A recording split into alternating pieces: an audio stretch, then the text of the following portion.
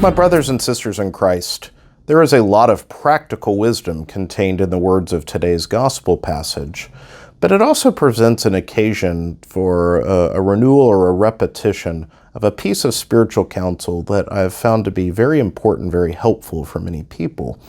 The words of the gospel at the end say, "Do not worry about tomorrow. Tomorrow will take care of itself. Sufficient for a day is its own evil." And this speaks to the poison that anxiety can be in our lives. Anxiety is often rooted in the game of what if. We start worrying about, well, what if this happens? What if that happens? And God is never speaking in the what if.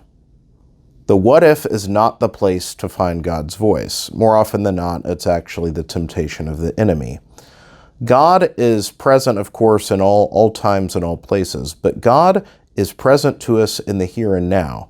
Now, this doesn't mean that we should live by the seat of our pants, that we should never plan, but what it means is that the things of the future should not be a source of anxiety for us.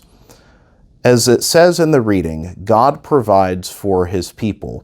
And so if we're faithful, while we can't predict what will happen, will there be ups and downs? Yes. Will there be sufferings? Yes. But God ultimately provides if we trust him and follow his will. And so while we can be prudent in planning, making contingencies and the like, to allow our mind to be absorbed in the what-if game leads us away to God's nearness in the present moment. We can say this in the same way about the past. We're not called to dwell in the past. What is done, and we constantly seek for those past blessings. We give thanks. For those past sins and regrets, we ask for God's mercy. But God is present to us in the here and now, intimately close, and that is enough for us. Instead of worrying about what might be, we need to ask God what he wills and pray for the strength to follow, trusting that God in his providence will ultimately uphold us in everything. And so, while that is no guarantee or promise against sufferings or any of the like, because those are part of the Christian life, we can be sure that ultimately we will have joy and peace if we are secure in the will of God. All I need to worry about today is, Lord, what do you ask of me? And then pray for the courage to follow and be faithful.